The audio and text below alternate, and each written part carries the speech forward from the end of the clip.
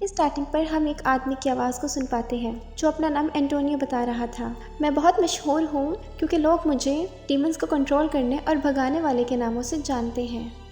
मैंने बहुत सारे लोगों के अंदर से डीमंस को निकाला है और ये ताकत, ये पावर्स मुझे मेरी फैमिली से मिली है। दरअसल एंटोनियो का पूरा ख़ानदान अपनी पुरानी नस्लों से डीमंस निकाल कर लोगों की मदद करते आ रहे हैं। वो जिन और डीमंस को काबू में करके लोगों की हेल्प करते थे। अब हम देखते हैं एंटोनियो को कबीले के कुछ लोग उसके पास एक लड़की को लेकर आते हैं। उसकी हालत बहुत ख़राब थी, वो पोजेस थी क्योंकि उसे डीमन ने पोजेस किया हुआ था।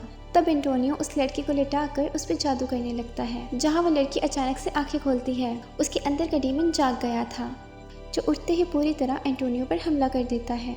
तभी वो लड़की पर और ताकतवर जादू करके उसे अपने कंट्रोल में कर लेता है। अब कहानी कुछ सालों बाद जाती है जहाँ एंटोनियो बूढ़ा हो चुका है और इस वक्त वो पागल खाने में है। वो वहाँ एक औरत को अपने गुजरे हुए वक्त की कहानी सुना रहा था, जिस पर हैरान होकर वो औरत पूछती है, पहले बहुत सारे डिमंस हुआ करते थे जिन्हें तुम भगाने का काम करते थे? जिस पे एंटोनियो कहता है वो सब लीजेंड्स थे, यानी कि डीमंस का एक ग्रुप। उसमें बहुत सारे डीमंस थे और सब बहुत खतरनाक थे।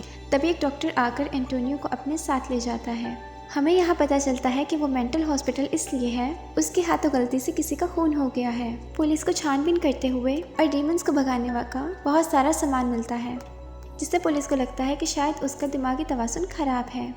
इसलिए उन्होंने एंटोनियो को मेंटल हॉस्पिटल में भेज दिया ताकि उसका इलाज हो सके। यहाँ पर वो अपना टाइम गुजारने के लिए पेशेंट्स को अपने पास्ट की कहानियाँ सुनाया करता था। साथ ही एंजॉयमेंट के लिए जो ड्रामास हुआ करते थे उनकी कहानियाँ भी वही लिखता था। फिर ऐसे ही एक दिन वो ड्रामा डायरेक्टर को कहता है कि डीमंस को भगाने वाला इंसान कभी भी डीमंस की आंखों में नहीं देख सकता, क्योंकि ऐसा करने से उसकी पावर्स कमजोर होने लगेंगी और डीमन पावरफुल हो जाएगा। अब उसके दोस्त जो पेशेंट थे कहते हैं, हम बोर हो रहे हैं, हमें आज और कहानियाँ सुनाओ।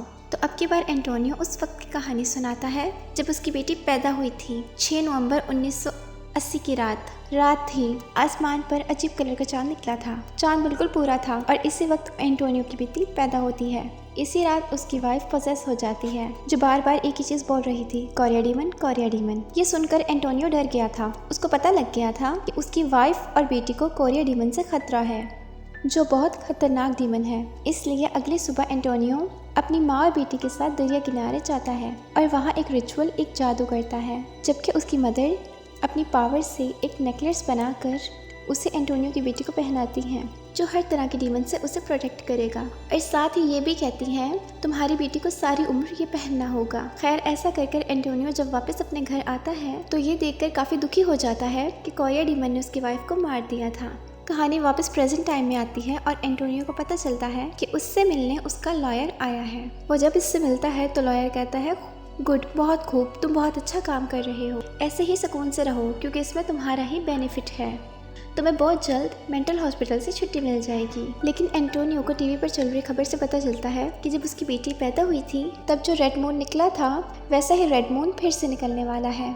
इसके बाद हम एंटोनियो की बेटी को देखते हैं, जो अब काफ़ी बड़ी हो चुकी थी और एक कंपनी में जॉब करती थी। फिर रात को जब वो सो रही थी तो उसे अपने पास एक डीमन का एहसास होता है, जो आहिस्ता आहिस्ता उसके करीब आ रहा था, जिस आहट से उसकी आँख खुल जाती है और उसे अपने सामने तकरीबन वो दिख भी जाता है। पर हैरत, वो बिल्कुल भी नहीं डरती। वो बिल्कुल नॉर्मली लाइट ओपन करती है, लेकिन डीमन वहाँ से गायब हो चुका था। अब उसकी बेटी ने अपने सामने डीमन को देखकर कोई रिएक्शन इसलिए नहीं किया क्योंकि उसके लिए ये आम बात थी।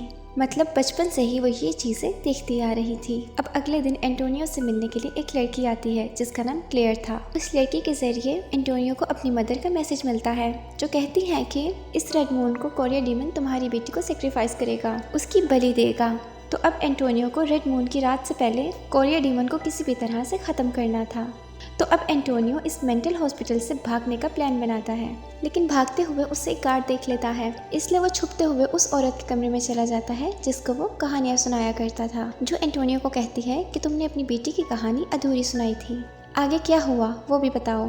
तो वो बताने लगता है, हमारे खानदान के खून में अलग ही तरह की पावर है जिसमें हमारा यकीन होना और खुशी से रहना बहुत ही ज़रूरी है, और अगर हम ऐसा ना करें तो हमारी पावर्स कम होती चली जाती हैं। जैसा कि मेरी वाइफ की डेथ हुई थी तो मैं दुखी रहने लग गया था। इसी वजह से मेरी पावर्स कुछ हद तक कम हो गई थी। मैं कमज़ोर हो गया और मेरे मुकाबले में मेरा दुश्मन कोरिया डीमन और ज़्यादा पावरफुल हो गया। मेरा यकीन कम हो गया था और जब मेरी बेटी बड़ी हुई तो मुझे पता चला उसके अंदर भी मेरी जैसी पावर्स हैं। एक रात जब मैं और मेरी बेटी सो रहे थे तो कोरिया डीमन ने मेरी बेटी पर अटैक कर दिया और उसके गले का नेकलेस चुरा लिया जो मेरी मॉम ने उसके लिए बनाया था। अब नेकलेस ना होने की वजह से मेरी बेटी का मेरी और उसकी पावर से यकीन उठने लगा, जिसके बाद से उसका रवैया बिल्कुल ही चेंज हो गया और उसे जंगल में रहने से भी मसला होने लगा, जहाँ स्टार्ट से ही हम कबीलों की सूरत में रहते आ रहे थे। इसलिए मजबूरन मुझे अपनी बेटी को शहर लाना पड़ा, लेकिन यहाँ आकर भी मैंने अपना काम नहीं छोड़ा। मैं डीमंस को भगाने वाला काम करता रहा। जाहिर है इस काम के लिए सारा सामान भी मेरे पास था, लेकिन ये चीज़ मेरी बेटी को पसंद नहीं थी, क्योंकि जब मेरी बेटी के स्कूल में बाकी बच्चों को ये बात पता चलती है कि मैं भूतों और डीमंस को भगाने का काम करता हूँ तो वो उसे चिढ़ाते हैं, उसका मजाक बनाते हैं। मैं पोजेस लोगों को पहले अपने घर में रखकर उनके अंदर का डीमन भगाया करता था और फिर उनकी चोटों की मरहम पट्टी भी किया करता था। इसीलिए हमारे घर से दिन रात डरावनी चिल्लाने की आवाज़ें आया करती थी। फिर जब उसकी बेटी 17 ईयर्स की हुई तो इन चीज़ों को लेकर एंटोनियो के साथ उसकी बहस हो गई। उसकी बेटी को इतना गुस्सा आया कि उसने वो दरवाज़ा खोल दिया। उसकी बेटी को इतना गुस्सा आता है कि वो उस दरवाजे को खोल देती है जहाँ पर पोजेस आदमी को रखा गया था। वो एंटोनियो की बेटी को पकड़ लेता है और उसको बस मारने ही वाला था, तभी अपनी बेटी को बचाने के लिए एंटोनियो उस पर हमला कर देता है और इतना जानलेवा हमला था कि उस आदमी की जान चली जाती है। और यही वो खून था जिसकी वजह से आज वो मेंटल हॉस्पिटल में है। एंटोनियो ने उन सबको ये कहानी सुना दी थी और अब वो हॉस्पिटल से बाहर निकलने में कामयाब हो जाता है।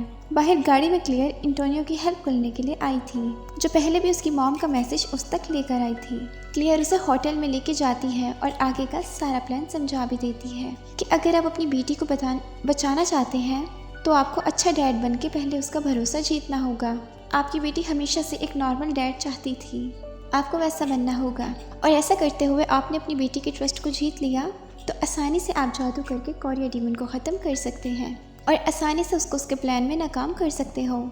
ऐसा करके क्लियर उसे एक मोबाइल फ़ोन देती है, ऐसा कहकर कि अगर आपने मुझे बुलाना हो या मेरी ज़रूरत हो तो आप फ़ोन कर देना, मैं आ जाऊँगी। और ऐसा कहकर वहाँ से चली जाती है। अब अगले दिन एंटोनियो उस मोबाइल की ट्रीज ओपन करने की कोशिश करता है, लेकिन कॉल उससे नहीं हो पाती क्योंकि टच मोबाइल उसे यूज़ करना नहीं आता था, यहाँ तक कि उससे पासवर्ड भी नहीं खुलता। तो इसीलिए वो अपनी बेटी से मिलने उसके ऑफिस चला जाता है। उसकी बेटी उससे नहीं मिलती बल्कि मेंटल हॉस्पिटल में कॉल कर देती है कि आकर मेरे डैड को ले जाएं। अब इससे पहले कि हॉस्पिटल वाले आकर एंटोनियो को अपने साथ ले जाते, वो वहाँ से निकलकर वापस होटल में आ जाता है और अब वो कोरिया डीमन को मारने के लिए सारा सामान तैयार करने लगता है। अपनी बेटी से मिलने वो दोबारा उसके ऑफिस जाता है और इस बार वो सारे वर्कर्स पर अपना जादू कर देता है, जिससे वो एक साथ उठकर बाहर चले जाते हैं। सिवाय उसकी बेटी के वो अकेली ही यहाँ पर बैठी रहती है। वो अभी भी अपने डैड से नहीं मिलना चाह रही थी, उनसे दूर भाग रही थी। वो अपने डैड से इतना डरती है कि उसका ख्याल था उसके डैड उसी को ना मार दें, लेकिन उसके डैड आहिस्ता आहिस्ता आगे आते हैं और कोरिया डीमन के बारे में उसको सब कुछ बताने लगते हैं। डीमंस का इरादा था कि वो बुराई को, ईवल को लोगों की बलि देकर उसे इस दुनिया में लाएंगे, जिसकी वजह से उनका ही राज होगा। लेकिन अभी वो इतना डरी हुई थी कि उनको चुप रहने का और यहाँ से जाने का कहती है, कुछ भी सुनने के लिए तैयार ही नहीं थी। इसलिए एंटोनियो दुखी होकर वापस अपने होटल में आ जाता है। अब पर क्लेयर उसका पहले से ही इंतजार कर रही थी। वो उसको बताता है कि मेरी बेटी अगर खुद को जान जाए, उसको ये एहसास हो जाए वो क्या है और उसके खून में बहुत ताकत है, तो कोरिया डीमंस की पावर खुद बहुत कम हो जाएंगी। वो कमज़ोर से कमज़ोर होता चला जाएगा। बस मेरी बेटी को इन सब पर यकीन करने की बहुत ज़रूरत है। खैर अब क्लेयर उसको उसकी हिफाजत करने के लिए एक हॉली वाटर की बोतल देती है, जो डीमन से लड़ने के लिए उसके काम आएगा, उसकी हिफाजत करेगा और खुद यहाँ से चली जाती है। और इसके बाद एंटोनियो रिचुअल यानी कि जादू करना शुरू कर देता है ताकि उसकी बेटी को एहसास हो जाए कि वो क्या है। तभी वहाँ लॉयर के रूप में एक डीमन आ जाता है, जो पहले उसकी बेटी के रूम में जाता है और फिर बाहर आकर एंटोनियो पर हमला कर देता है, जो काफ़ी जख्मी हो गया था। और अपनी जान बचाने के लिए वो थोड़ा सा हॉली वाटर उसके ऊपर फेंक देता है, जिससे उसका आधा चेहरा जल जाता है। अगले ही पल यहाँ पर मेंटल हॉस्पिटल वाले आ जाती हैं और वो एंटोनियो को बेहोश कर अपने साथ वापस मेंटल हॉस्पिटल ले जाती हैं। उनका मानना यही था कि एंटोनियो अभी भी पागल है, इसलिए इस बार उसे रस्सियों से बांध दिया जाता है। और अगले दिन वो रात आ जाती है जब रेड मून था। तभी वो लॉयर एंटोनियो के रूप में उसकी बेटी के पास जाता है। फिर वो लॉयर एंटोनियो की बेटी के पास डीमन के रूप में जाता है, क्योंकि वो उसका दोस्त था। वो उस पर हमला करके उसको बेहोश कर देता है और फिर उसे सेक्रीफाइस करने वाला काला जादू करना शुरू कर देता है। उधर हॉस्पिटल में नर्स जब एंटोनियो का सामान चेक करती है तो उसमें से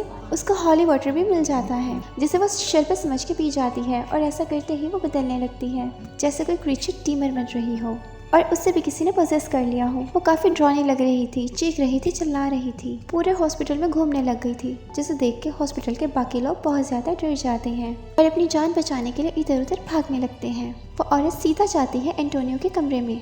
वो रस्सियों में बंधा हुआ था, वो आज़ाद होने में उसकी मदद करती है। इसी दौरान क्लेयर भी आ चुकी थी, जो एंटोनियो को साथ लेकर सीधा उसकी बेटी के घर पहुंचती है। उधर एंटोनियो की बेटी के ऊपर उसका दोस्त यानी कि लॉयर सेक्रीफाइस वाला जादू कर रहा था। इसी बीच उसे होश आ जाती है और वो अपने दोस्त के पेट में चाकू से स्टैब कर देती है और वहाँ से भागकर छत पर आके छुप जाती है। जिसके बाद वहाँ थोड़ी ही देर में एंटोनियो और क्लेयर भी आ जाती हैं हथियार साथ लेकर। लेकिन मौका देखकर कोरिया डीमन क्लेयर के पास आता है और उसको जख्मी कर देता है। जिसके बाद एंटोनियो के पास कोरिया डीमन उसके वाइफ के रूप में आता है। उससे जज्बाती बातें करके उसे अपने जाल में फंसाने लगता है ताकि मौका पाकर उसे मार दे। तभी उसकी डॉटर वहाँ पर आ जाती है, जो अपने डैड की जान बचाती है क्योंकि वो खुद को पहचान चुकी थी और सारा सच भी उसे पता चल चुका था। और अब मौका पाते ही एंटोनियो कोरिया डीमन के सीने में अपना बनाया हुआ चाकू घुसा देता है, जिससे अब जाकर उस डीमन का खात्मा हो पाता है। फिर एंटोनियो खंजर से उसका पेट भी काट देता है। उसके पेट में से वो नेकलेस निकाल के अपनी बेटी को पहनने के लिए देता है।